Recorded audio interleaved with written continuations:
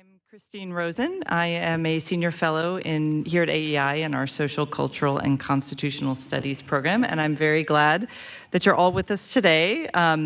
Today we are celebrating and discussing, I should say, Clare Morell's book. And before I do her formal introduction, I just want to say a few things about Clare in my experience with her.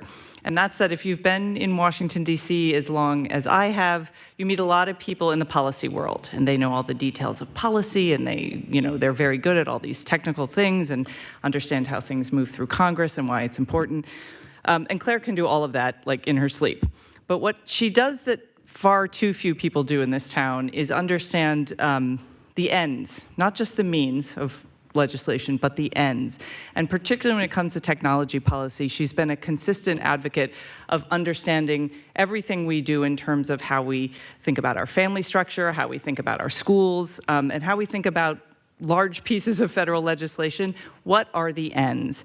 And one of the most important lessons I drew from her book was that technology isn't inevitable, and we shouldn't see it as such.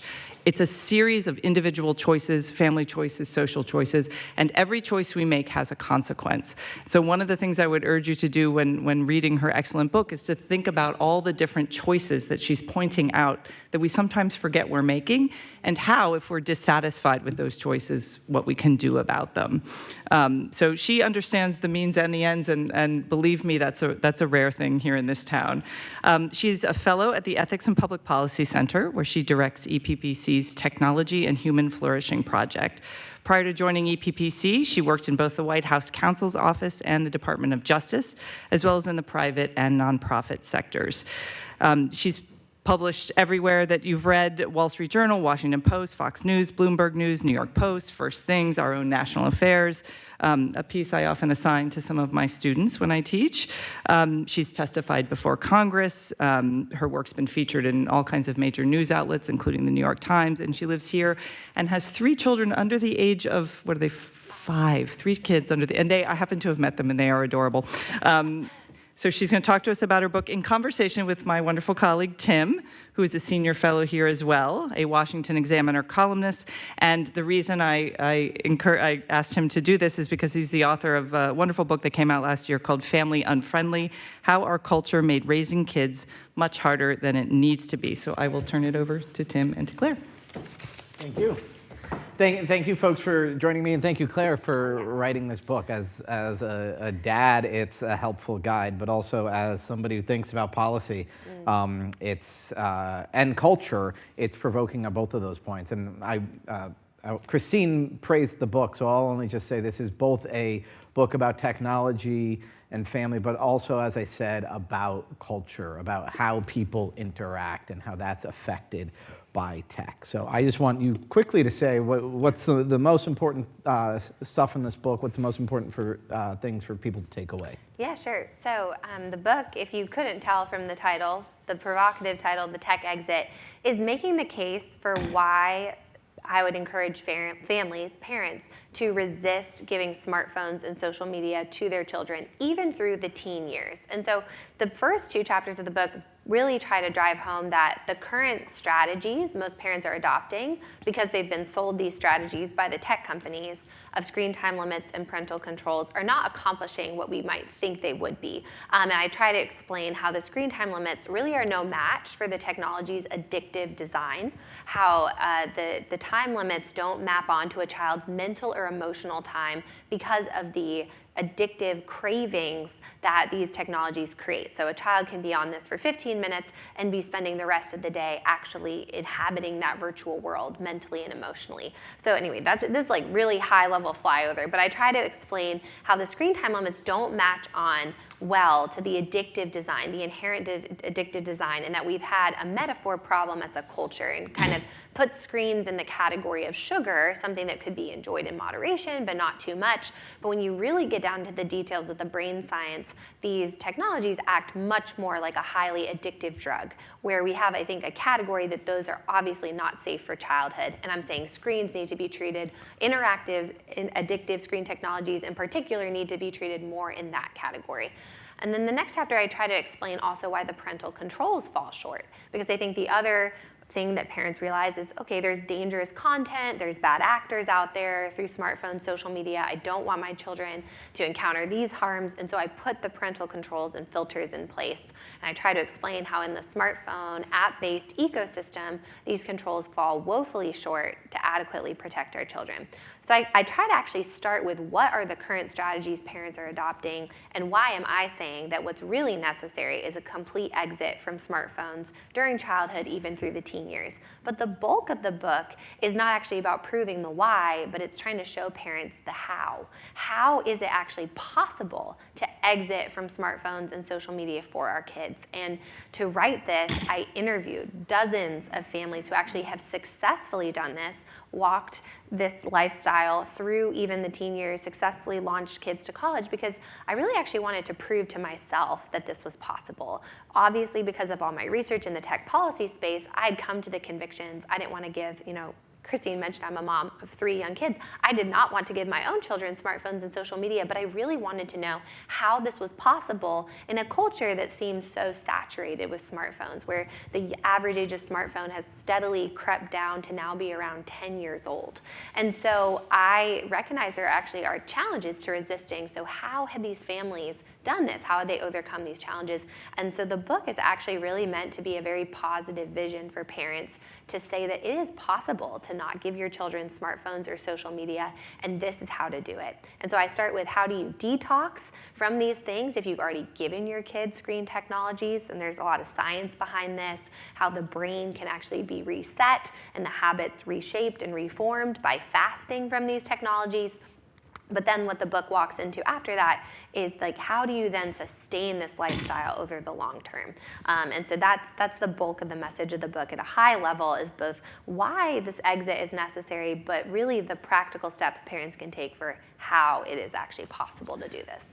And when you talked about the addiction, though, I just started a P.G. Wodehouse novel that starts with, and I wish I had brought it up here, but it starts with the protagonist sort of standing, waiting for his fiancée to show up, looking out over a streetscape in London, and just imagining exactly how he would lay up his 7-iron right in front of the bank. In other words, there are people who get addicted to all sorts of things, and they never stop thinking about it. I think a lot of golfers just constantly are thinking, like, what would be the speed of the green if I were putting on this carpet here? So why are smartphones and social media, how do we know that they're actually destructive? The defense of them is that there's a correlation, that people who are depressed or anxious or don't have friends spend more time on it. So if you say, oh yeah, you have fewer friends, you're more anxious, you're more stressed, more suicidal ideation for children who spend a lot of time, how do we know that that's caused by the social media and the smartphones, and not just something that these kids run to? Yeah, it's a good question. And for like a really fuller treatment on that, I'm sure you've heard of Jonathan Haidt, his book, The Anxious Generation. He and other social psychologists like Jean Twenge have done a lot of studies to prove it's not just correlation, it is causation. A lot of that too is that they have assessed all the data and looked at not just America, but kind of across the Anglosphere, that all of a sudden these mental health conditions started spiking in teens at the exact same time that social media became extremely addictive, where the like button was invented. These metrics were attached to these platforms to make them that much more addictive. Things like infinite scroll were being introduced, and then the smartphone just became more ubiquitous among teenagers. And just talking about the addiction, what I think sometimes people don't understand is that big tech is a predatory industry, that the services they provide appear to be free, but they're actually monetizing our time, our attention, and our data. And so their business model is to get people to spend as much time and attention as possible on the platforms. And so all the features baked into the design are meant to be addictive. And just going into a little bit of brain science here, every time you get a new like or a new follower or even a new text on your smartphone, or you watch a new cat video, the algorithm feeds you new content,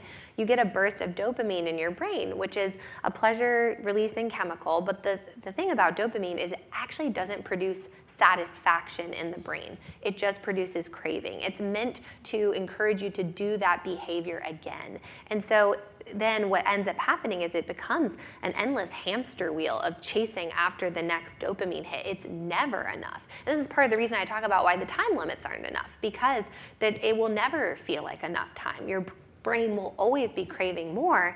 And that's also why I was trying to explain that the physical time limits, you may say, okay, 15 minutes a day on Instagram, doesn't map on to a child's mental or emotional time. And I just experienced this from the interviews I was doing with parents, saying like, we thought this was something we could control and put these limits around, but we quickly realized it's me standing between my child's underdeveloped brain and this drug dispensing machine. And literally all that's standing in between it is my own willpower to keep resisting and saying, no, you can't have any more time, because the time limit's never enough, and they're just constantly craving to go back on for more. And so other studies have been done that just show even the mere presence of a smartphone is distracting to our brains, because we know that there are the possibilities, and like addiction scientists talk about this too, it's like the anticipatory dopamine, and that anything that has a variable reward, which means you're not sure if there's a text message there or not, or you're not sure if you have a new like or follower, are much more addictive, because it's this uncertainty of whether or not you're going to get the reward. This is why like slot machines in Vegas are so addictive. It's really similar with smartphones and social media. And so these studies show that even like the presence of a smartphone, they tested 3 different groups of students, and they had one group of students completely leave their phones out of the classroom. The other students could actually have the phone visible on their desk and even use it during this like cognitive test they were doing. And then the other group had to put it in a backpack or pocket, so it was on them but not visible. And what was shocking about the study, it's fairly obvious that the group that had their phones outside the classroom performed much better on the cognitive test. But the surprising finding of the study is the kids who could actually access and use the phone, and those who couldn't but still had it on them, performed basically equally as poorly, which was kind of shocking to the researchers. But what they kind of explain in this study is that we're exerting effort to not check our phones when it's on us because of the alluring design. Our brains are naturally drawn, like, I wonder if there's a reward there, the dopamine craving. And so it actually takes away cognitive attention capacity from the task at hand, because your brain has to actually exert more energy and attention to say, I'm not gonna check it. And so the study was actually called Brain Drain. It was by this university researchers. And I found that just fascinating, that the smartphone, even its presence with us, is inherently just distracting because of that addictive power. So anyway, those are some broad strokes about why it's so destructive. Now, you talk about smartphones and social media. What about the other forms of tech that can eat up a kid's attention? So video games and dumb phones with texting, or just a computer with the internet.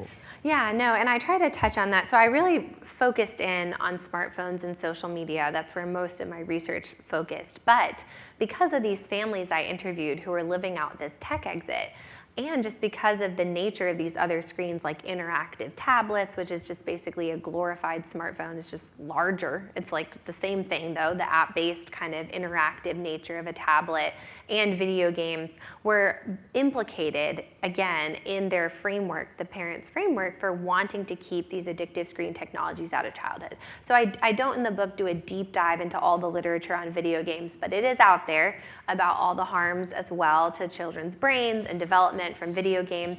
And then I do touch on tablets, because more and more studies are showing that if a child is handed a interactive screen, a tablet, or a smartphone when they're throwing a fit or a tantrum, because I think anyone can see this. You see it at the grocery store, at the airport. It's become like the new pacifier to just hand a child a tablet. More and more studies are coming out that say that what happens is it undermines a child's ability to develop their own emotional regulation and self-control and executive functioning when they're always being kind of distracted or stimulated away. And that's what's so dangerous too about the dopamine, is that addiction scientists explain then kids end up living in this part of their brain called the limbic part of your brain, which is kind of the reward center. And the overactivation of that part of the brain, it actually stunts and hinders the development of our prefrontal cortex, which is the part of our brain that is responsible for our executive function, our personality development, self-control, impulse control.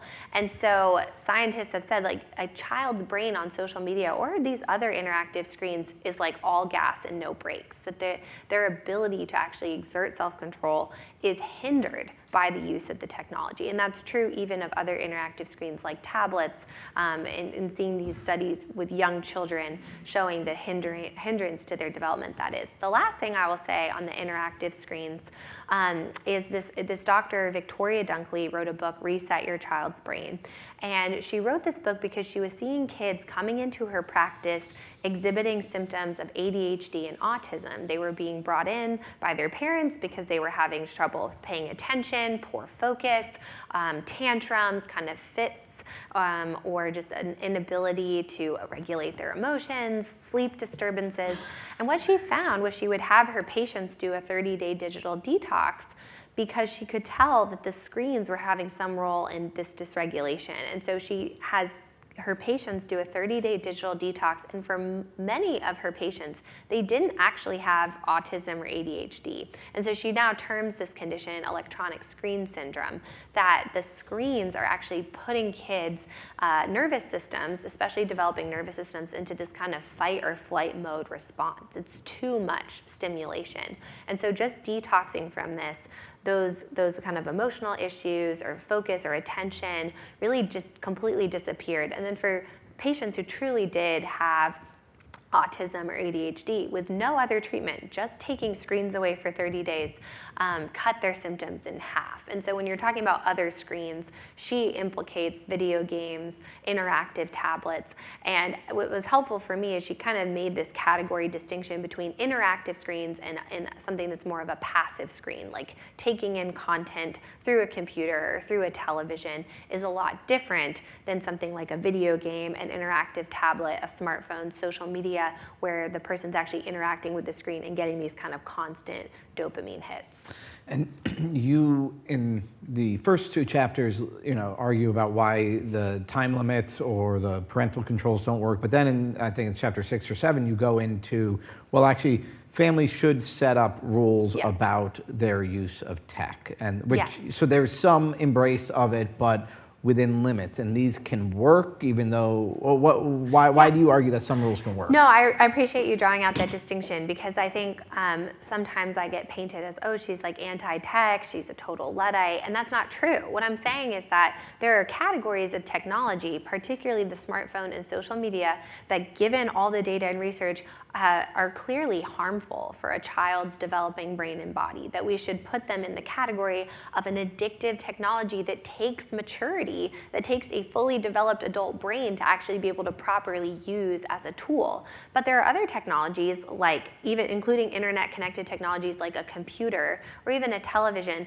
that families, these tech exit families who did no smartphones, no social media, actually had principles for how to use those things wisely in the home to actually train their children to use technology as it was meant to be used, as truly a tool, rather than giving a child a powerful technology that's too powerful for them, where they end up being used by the technology, which is what's happening with smartphones and social media. So I go into the kind of common principles these families adopted in their home, which mainly was that any screen use was public and purposeful. And I'm mainly talking about using like a home family computer to learn how to actually use the internet for research or as a tool. And so that was a common principle in these homes, was any use of that was public and purposeful, that there was a reason the child was going online, and it was public, where people could actually walk by and see what they were doing. And then any screen entertainment, like using a family television, was always sparing and shared. So it wasn't anything that was a daily habit.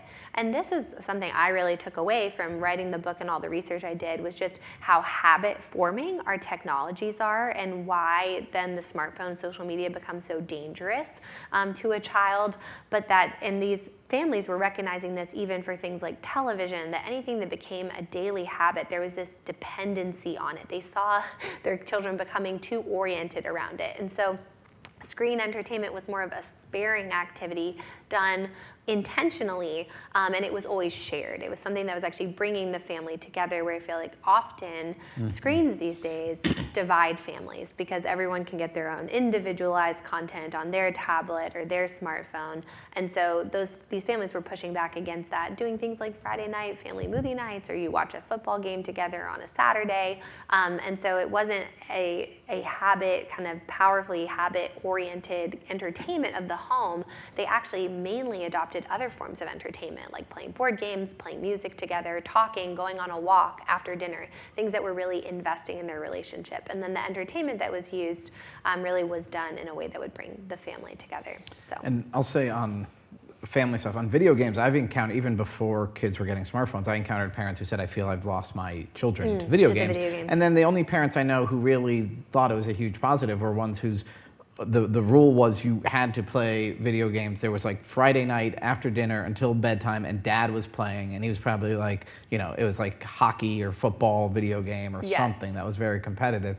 I felt like we accidentally didn't get video games, and for me it was the opportunity costs of the video games that would bug me the most. Just, the kids could be exploring the neighborhood, you could be playing pickleball with them or something. Yes. And that was lost in part because if they, as you explained here, even when they're not doing it, it's hanging over their head that they could do it. If on a Friday night it's really gorgeous and you're like, let's go for a walk. Well, no, this is my video game time. And I've been looking forward to it. And I had a couple moms even say that they were worried about the harms of video games, and so they were like, okay, we're gonna allow our son to do this, and it's a pretty tame video game. I can't even remember what the name of it was. Not something very violent or dangerous, but still they had said, okay, 15 or 20 minutes a day. And basically both of these moms ended up, they detoxed and went cold turkey because they were like, it changed my son completely. It was like all he wanted to do was like those 15 minutes on the video game. It was all he thought about all day. It's all he talked about. And that's what I was trying to kind of point to with this dopamine kind of craving. Like, these technologies are addictive. I mean, like an addict then spends all their time and attention thinking about the next time they can get on it. I think as parents have to be very just mindful of the powerful addictive effects these things can have. And so I was so encouraged by these moms because they were like, we, again, thought it was something we could put time limits around, but it was way too powerful, and it totally changed the orientation of our sons' lives and behavior. And so that is the general principle I often give parents when they ask me, like, where exactly do we draw the lines, even on like television or other screen entertainment. And the principle I always go back to is you have to watch your child and see what's becoming addictive to them, because I don't want to give you a hard and fast rule of like, oh, this much TV is okay, or even like, this much video games on a Friday night with dad is okay. I think you have to really watch your children and what happens to them if you've introduced this technology. Is it having that powerful effect over them? And we know that without a doubt for smartphones and social media, but even these other forms of screen entertainment, I think that's just a helpful guiding principle to ask yourself is like, is my child actually showing signs of addiction to this type of technology? And on the opportunity cost, I point this out in the book. I mean, I think it's fairly obvious, the opportunity cost of time spent. If you really sit down and think about it, you're like, well, if they're doing the video games and they're not playing outside with their siblings, or they're not reading a book or doing something more productive with their time.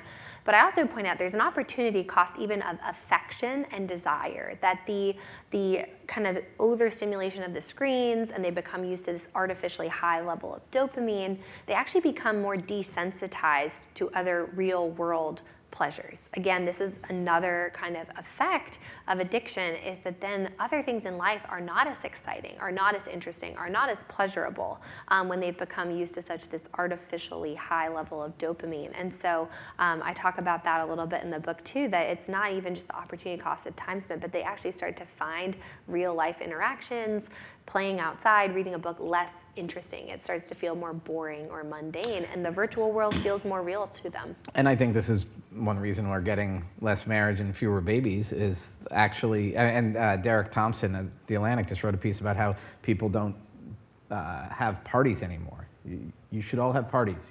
You should have parties, meet people, get married.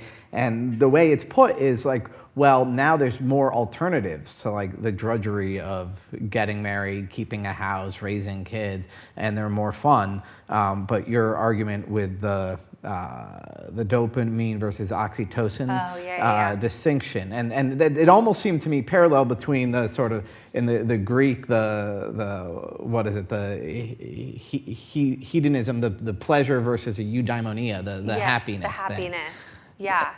No, I found this, again, like very fascinating. I'm not a neuroscientist, but I will tell you, I was telling my husband the other night, I was like, I feel like if I went back to school, I would do more neuroscience research because of my policy work on tech.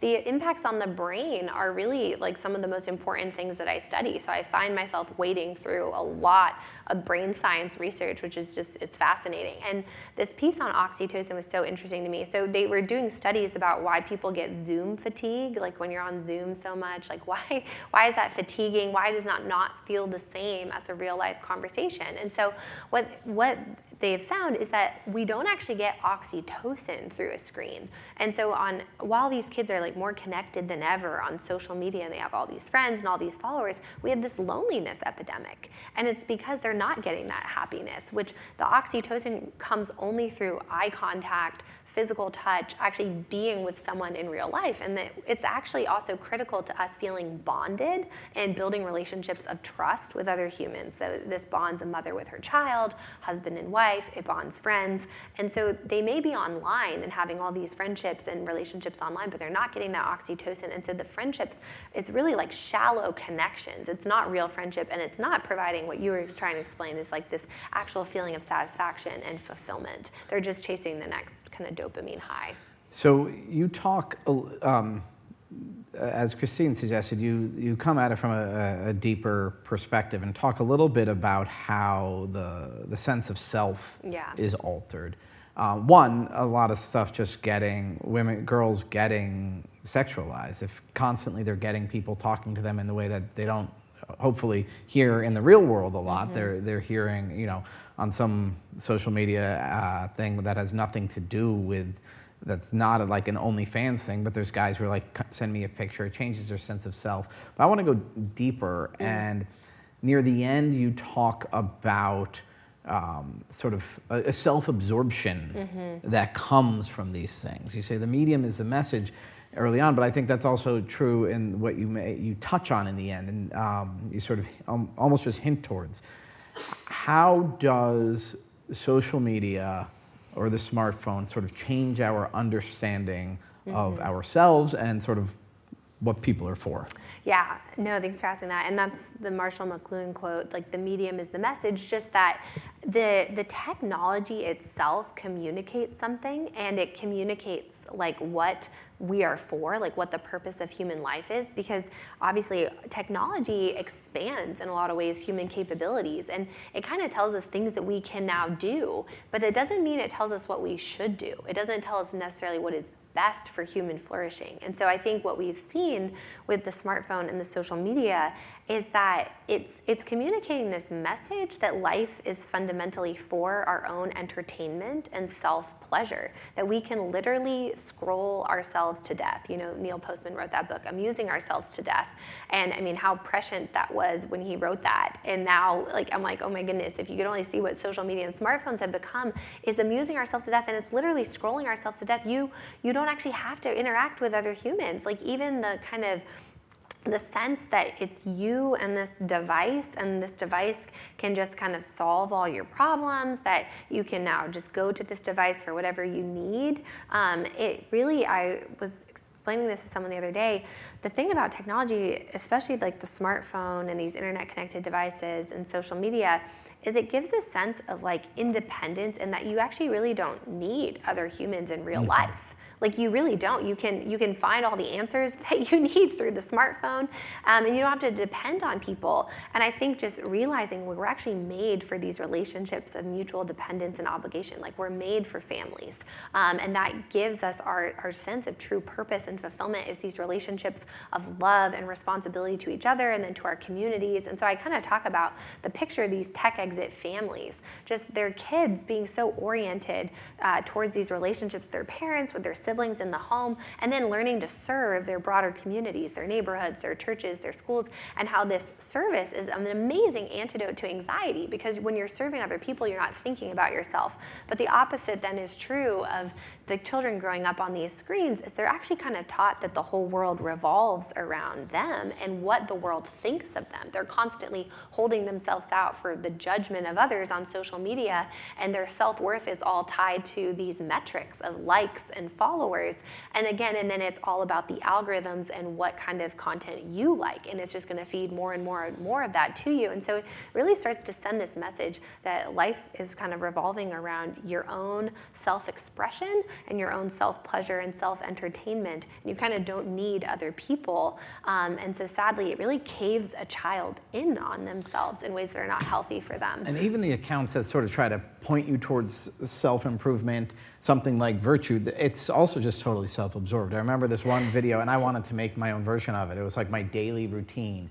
And the dude wakes up, at some point he's got some like mask on for his pores or something, I don't know. But it's like ice bath and exercise and all of this stuff. And of course mine would be like, make coffee for my wife, get crawled on by kids, try to get the dogs to pee outside instead of on the floor.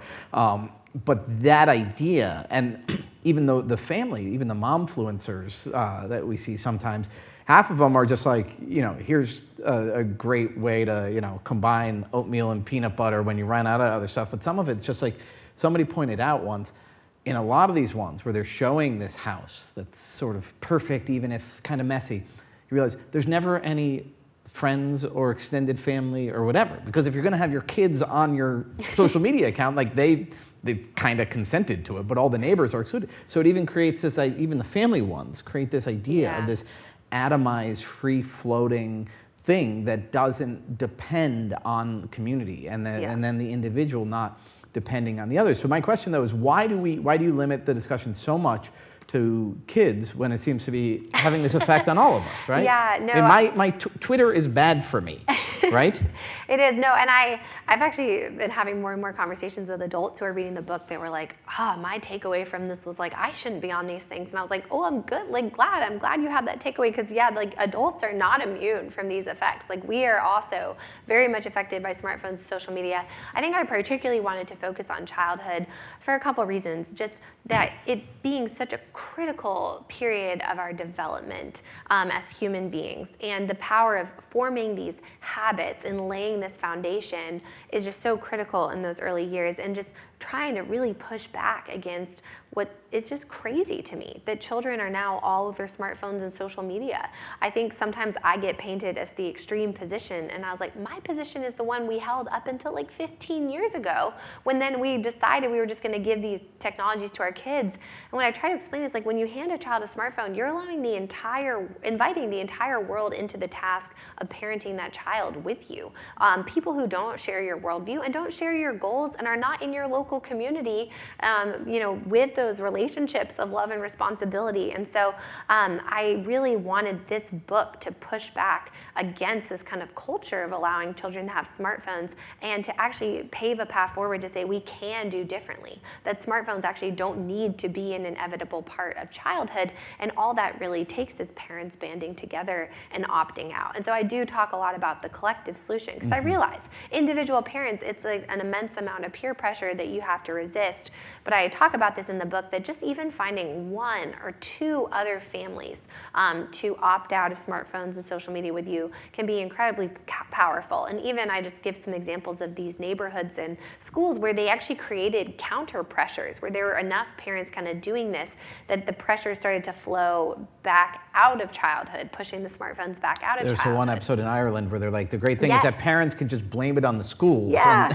No, exactly. In schools, I feel like, and I have a whole chapter about this, but they can play a really critical role in supporting parents in pursuing this type of lifestyle. We've seen the increasing amount of schools and school districts going phone free, which is amazing. That protects not just their academic environment, but at least the social environment of the school day from the influence of being all mediated, their relationships through the apps and the phones. And that can even actually give kids a taste for what a life off of smartphones looks like and make it easier than for parents to opt out even outside of the school day. And so just the collective solutions that are possible really when communities come together, when parents just start talking to each other. And I think what was powerful to me was that these parents started talking to each other about what they wanted their kids' childhoods to look like. Just that a positive vision can be something that really brings people together. And then it starts to become apparent, yeah, the smartphones and social media really aren't delivering the type of childhood, the childhood full of running around outside,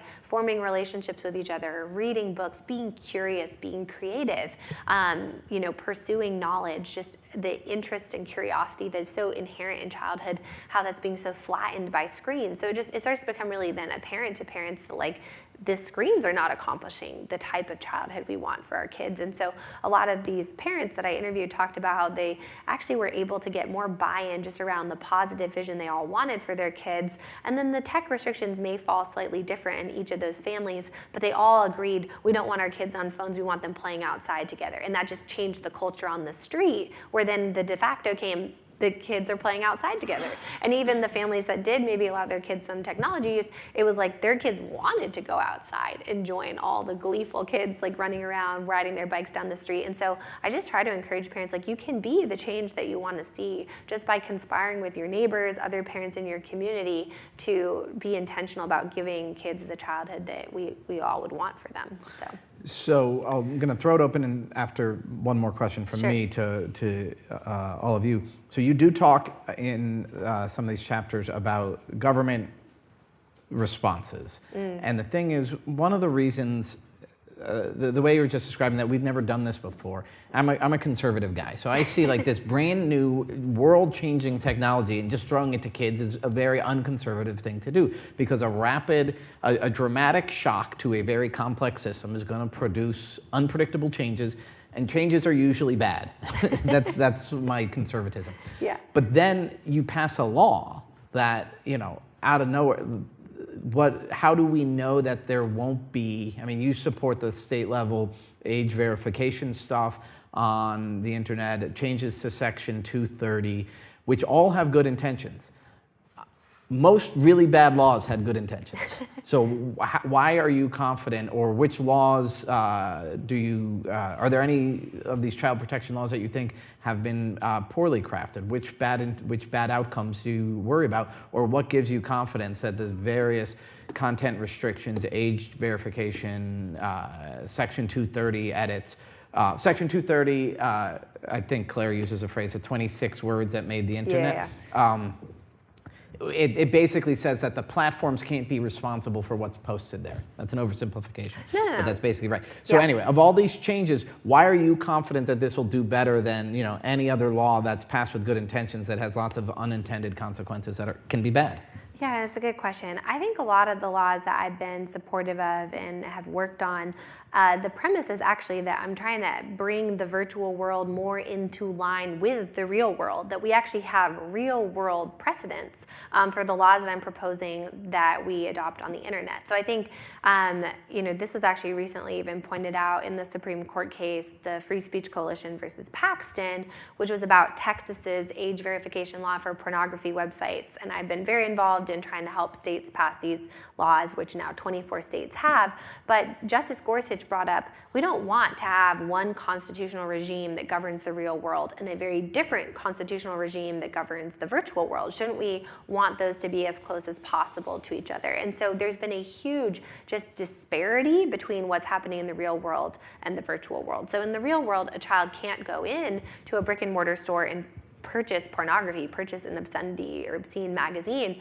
But in the virtual world, there's been nothing that keeps a child from just accidentally clicking on a link to Pornhub on social media and they're immediately brought through into all this obscene content, way worse than something they could purchase in a magazine. And so I think these laws, to me, are just very common sense solutions where we're just age restricting certain things we've recognized are harmful for childhood out of childhood, and not just doing that in the real world, but also recognizing that we need to have similar laws in the virtual world. So I stand most strongly on some of those laws, like age verification for pornography websites.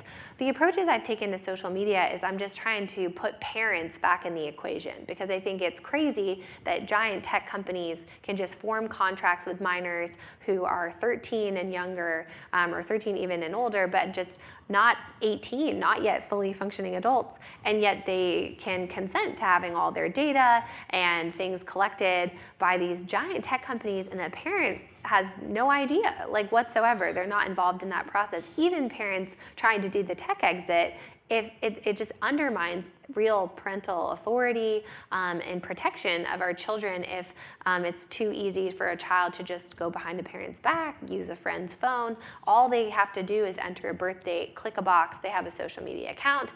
There's no process of determining whether or not that person is a child, and then there's no parental consent involved. And so just even drawing from contract law, we don't accept that contracts that minors enter into are legally enforceable unless there is parental consent. And so the fact that we have not applied this to this online space, I think, is really dangerous, and that parents have then felt completely undermined, really, by the tech companies, that they're cut out of that relationship between the tech company and the child. And so I've advocated for putting more parental authority back into those relationships. And then honestly, what I've most advocated for, and I haven't yet really seen this taken up on a federal level, except I've seen it in the country of Australia, is I would just really like to age restrict social media out of childhood, the way that we have other harmful technologies for children, like firearms, motor vehicles, or addictive substances. Like, as I was saying, we could treat it like an addictive substance for what it is, tobacco, alcohol. We've all age restricted these things until a certain age of maturity, and it would provide a really needed collective So you're saying solution. a 15-year-old should not be allowed to be on Instagram? That would be my approach. And I think, Australia just adopted this last year, so I'm kind of curious to watch how that plays out. But they put the age at 16 and said, no Australian 16 and under can be on social media. And I think, again, just this kind of collective solution is actually really empowering to each individual parent, who now then doesn't have to stand up to that parental peer pressure, and provides the kind of needed support for parents. And so, and then on Section 230, I'll just say, I don't actually have a problem with the original intent of the law. The problem is how it's been way overexpanded by the courts. And so now companies have been immunized even for their own wrongdoing. They were supposed to be protected from liability for content, third-party content they're just hosting on their platforms.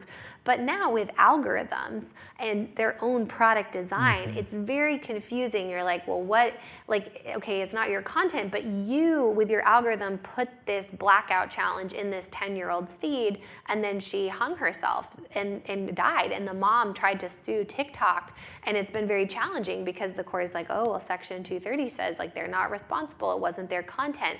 But I think just the fact that their product design is actually behind a lot of these harms to kids with their algorithms, their features, the metrics, that we have to find a way to be able to hold these companies accountable, just like we have in other areas of consumer protection, that if a company's products are harming consumers, there has to be a way to hold them accountable for that. So maybe it's not their content, but what is their role in this given their product design? And so I actually don't necessarily think legislative reform needs to be passed. I think some courts with good decisions could actually correct where some of the jurisprudence has gone astray and how Section 230 has been interpreted. And we're starting to see that, like in the Third Circuit, in this TikTok case I mentioned.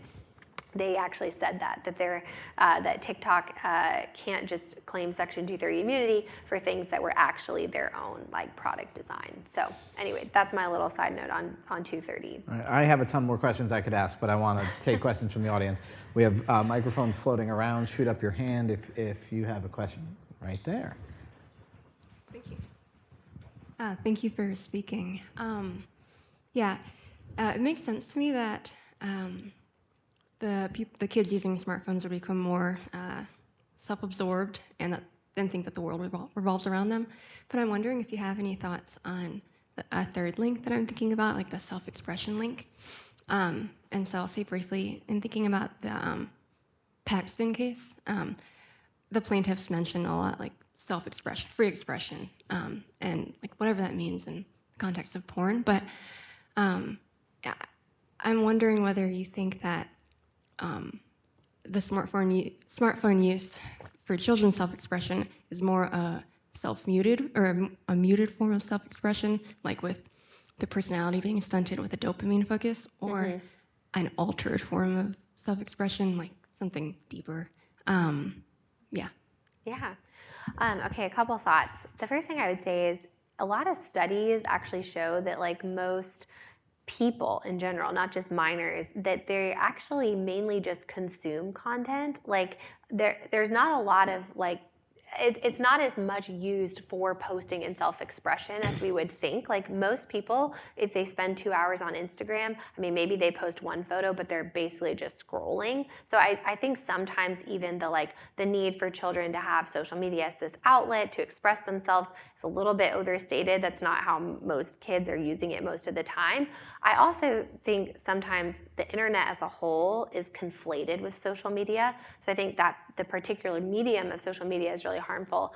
I'm not as opposed to a child using the internet for actual purposes, like we were talking about using it purposefully. And someone was saying, what about blog posts? I'm like, yeah, that'd be a great way to express yourself, to actually be writing or producing content. But I think social media is so focused on pictures or 30-second reels or very short tweets that I think there's better ways for kids to pursue self-expression than the kind of mode that social media encourages. And so, I don't know exactly what you're referring to in the Paxton case, because I think they were more specifically focused on adults being able to express themselves. But I will just say there's a lot of myths about these age verification laws, and as others on the side of Texas have pointed out, that this law does not actually prohibit adults from expressing themselves at all or even accessing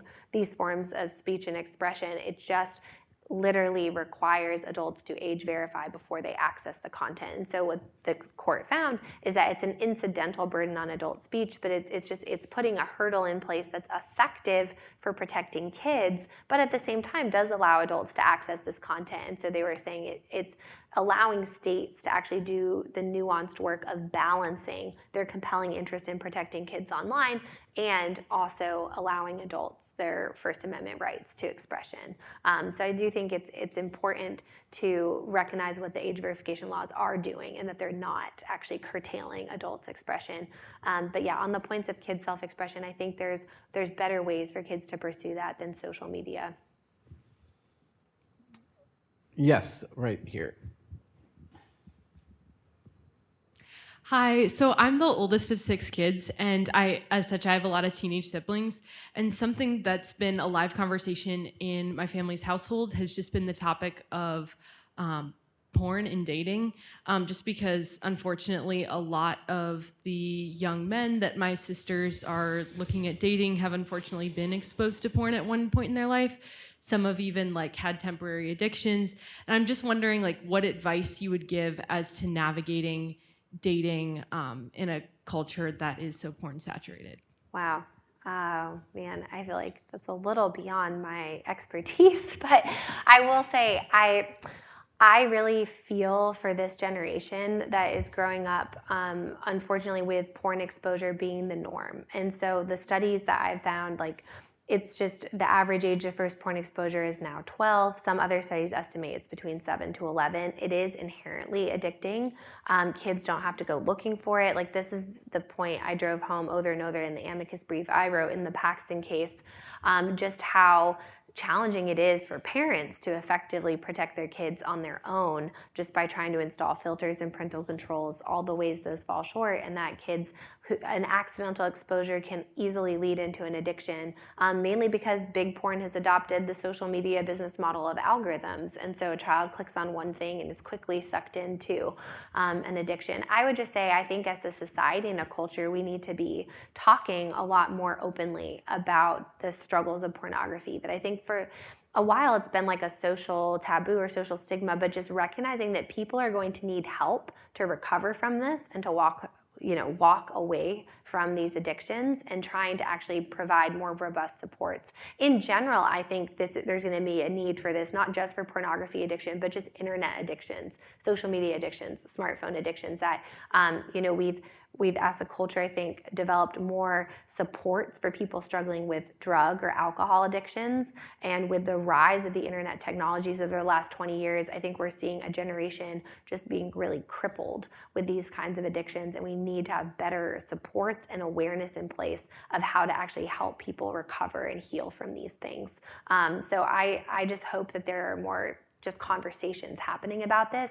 And what I try to tell parents is, I think we also have to be aware that these are issues we're going to have to be talking to our kids about really early and often, because whether we do everything we can in our own power, if other kids have smartphones and social media, it's just too easy for them to be exposed. And so I'm a mom of 3 young kids, but we are already reading books with our kids, one called Good Pictures, Bad Pictures, that just explains there are bad pictures out there, and if you come across one, this is what to do. I really want to proactively prepare my kids with strategies for how to handle this, both as children if they come across this, but also prepared to handle this with proactive strategies as adults. And so I do think social institutions like churches and schools, I think, can do a lot to actually try to educate and support parents more in this area, and just in people in general who might be struggling with these kinds of addiction. So I don't know if that's a direct answer to your question. I would just say I think that I don't think your family is alone, just given the data and the research that I've seen, and that this is actually an important topic that we have to be willing to take on more as a society, of how to help people recover from this. So thank you for asking. No, and if You can add something. you just think about, so one thing is, the way you ask that question just makes me feel so bad for, I feel bad for boys who get addicted to it, especially, but for girls, because you don't want to be in a position as a young woman of you shouldn't be the counselor trying to help this guy out of his problem. Mm-hmm. And I'd be really wary and I know that young girls a 20-year-old girl can be well, I'm gonna fix him about anything. This has always been the longest story. So that's an added challenge. But on just the porn stuff, when I talk to other dads, it's guys who lock down everything. So first of all, you have the story of somebody using the parental, the parental control app has a browser in it that then isn't filtered by the rest of the house. Yeah. One guy thought he had locked down everything, and then the kid realized that the treadmill had a browser. I've heard the story of the Peloton bike. The Peloton bike, the audio on, you can upload your own audio or whatever onto Spotify. So Spotify anywhere you look, and anywhere how much you think you lock it down. That's why I like your chapter 2 on that. You don't, and your kids are smarter than you. Technology by the time they're 16. I say things and my kids are Dad, that's not how the internet works. And then half of the time they're right. But I'll throw it back to the audience in a second. But you talked about preparing kids, starting them off early. One of the arguments for either a dumb phone or a smartphone at age 17 is be with them. It's having a drink with your kids and teaching them how to do it, so they don't you're not just throwing them in the deep end when they leave home. Yeah. Whether it's college or going off and getting the job, they might be told by their boss they have to get a smartphone. They might, whatever it is. And if they have zero experience with it, then there's a risk that they have zero idea of how to handle it responsibly. What do you say to that? Yeah, I would say, I think I don't necessarily take as hard of a stance on what you do as your kid's about to go to college. There was a variety of experiences from the parents that I interviewed. Some parents actually still took a more active role, even with their college students, and said, hey, if you stay on a dumb phone through college, and also just to say that's a lot of the dumb phones now are not that dumb. I have a Wise phone. I have Uber on it. I have Venmo. I don't have email or an internet browser or social media apps. You can't get those things, but I have all the tools I need to function in this unfortunately very app-based society. So parents have offered incentivize their kids to stay on a phone like that without all these digital temptations, even just to like help them through college, to be like, we don't want you addicted on your phone even in college. We'll pay for it. If you want to get a smartphone, you're an adult now. You can purchase that and pay for your own phone plan if you want to.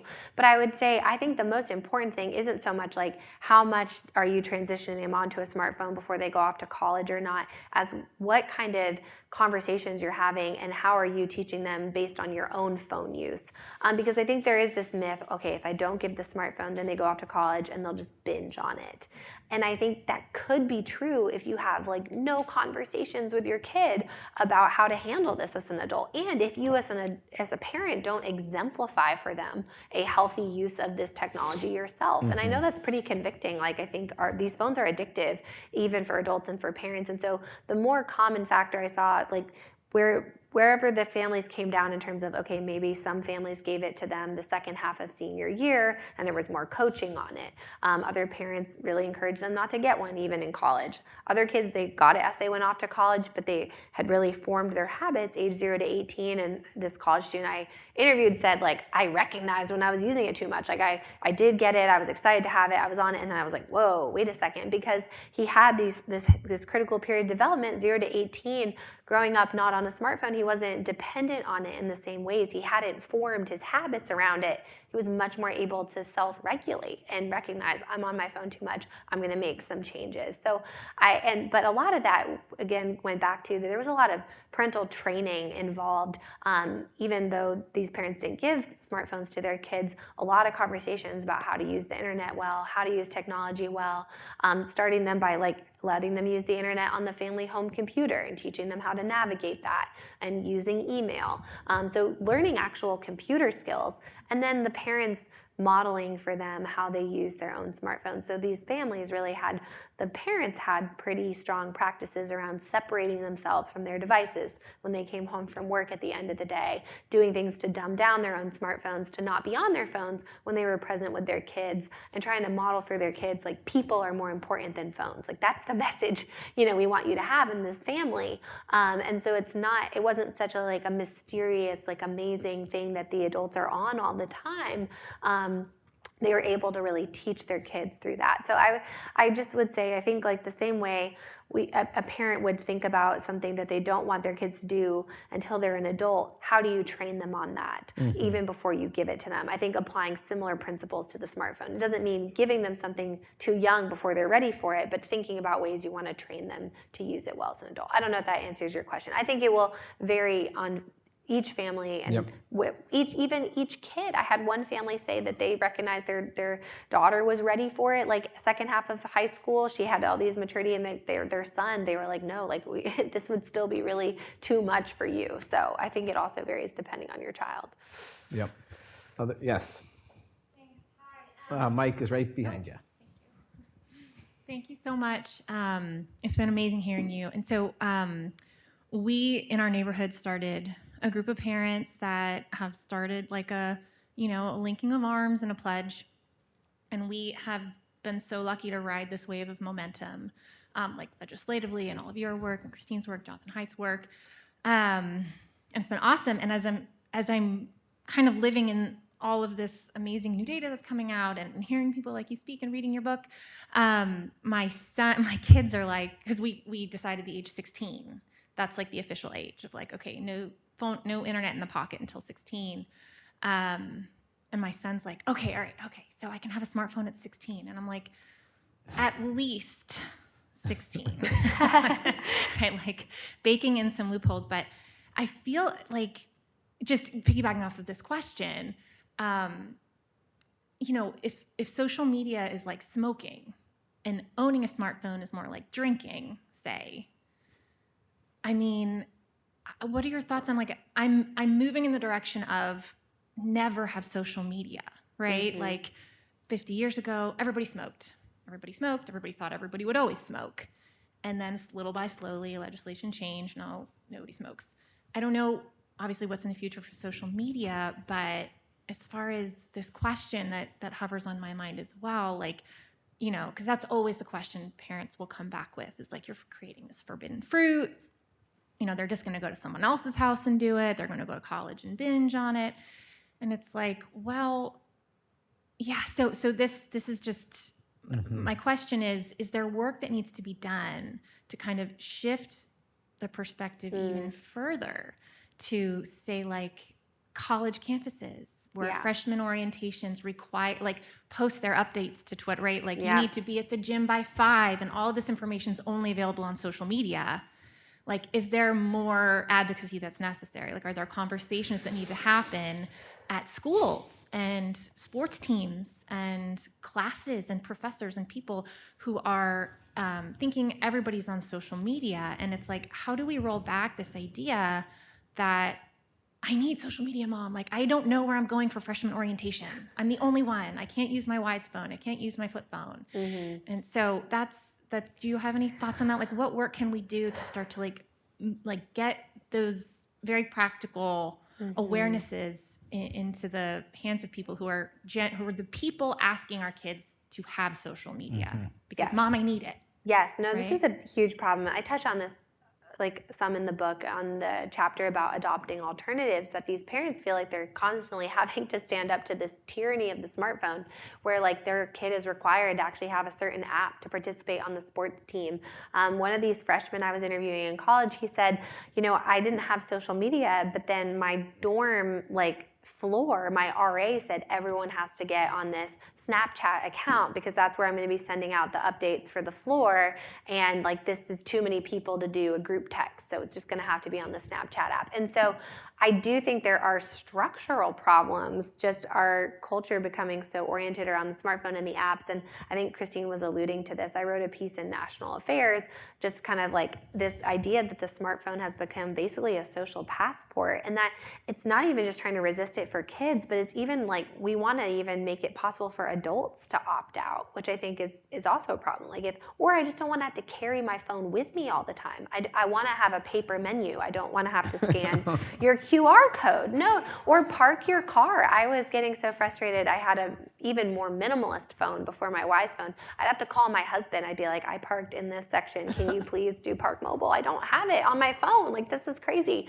So I do think I try to encourage parents that sometimes the schools and the sports teams and the people, they just don't even know. They don't even realize that there are people out there who don't want to be on the app, who don't want to have their kid get a smartphone to participate in this activity. And that really every parent that raises their voice and says, well, my kid's not going to be on the app, so you'll have to find another way to communicate with us. Or my child doesn't have a smartphone, so we're not going to be able to, participate this way. You'll have to make an accommodation. That actually does start to change things. That if there's every parent that raises their voice makes it easier for the next parent. And so I think a lot of the parents I talk about in the book have been able to successfully resist some of these things by just saying, listen, if my child's going to be on this team, we're going to have to find another way to figure it out. And I asked this freshman I spoke to, I was like, did that bother you? Like, did it bother you that you had to say to your soccer team, I'm sorry guys, I can't be on the app? And he was like, not really. They just texted or called me if I needed to know an update. And so I was even like, okay, maybe we even as parents sometimes read too much into thinking, oh my goodness, my child's going to be so awkward or so isolated if they have to be the only one to get these updates another way. And he just said, my sports team just knew, I didn't have these things, and they accommodated me. And another dad I spoke to in the book said, that's a sign of true friendship, is when they're willing to accommodate your differences. And I think just the fear that parents can have, my kid will have no friends if they're not on these apps or they don't have the smartphone.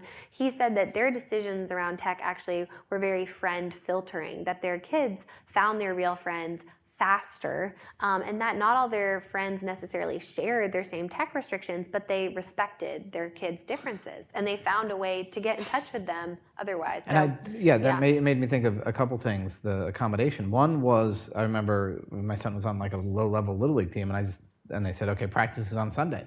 And I said, very few things are more important than baseball to the Carney family, but mass is one of them. And we're just not going to come to mass on Sunday. I mean, to baseball on Sunday, unless, unless if Sean is serving the 5 p.m. mass as an altar boy the day before, then we'll come. And then the other was a kid in college who was in a wheelchair. And so some of his friends would sort of rearrange a party. If someone is thinking of having a party, they'll be like, hey, you know what, could we do it at this other guy because he's on the ground level? Yeah. At one point, a mass email went, I was like, hey, we need dudes. This party's definitely on the second floor. We need dudes to help carry him up and down. And that level of accommodation that came out for this was itself a sort of a bonding thing as well as a sign of. I think we have time for one more question here before we wrap up. Yes. Mike is over your other shoulder. There we go.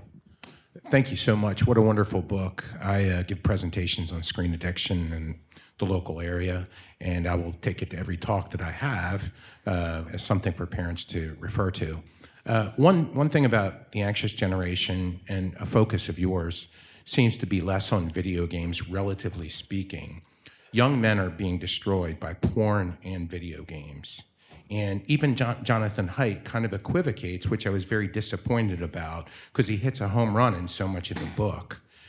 Why is it that video gaming seems to be getting a pass, and what can we do to change that? Because it is consumed. Too many young men are sitting in basements, underperforming, addicted to their games. And it's not just the smartphone either, obviously.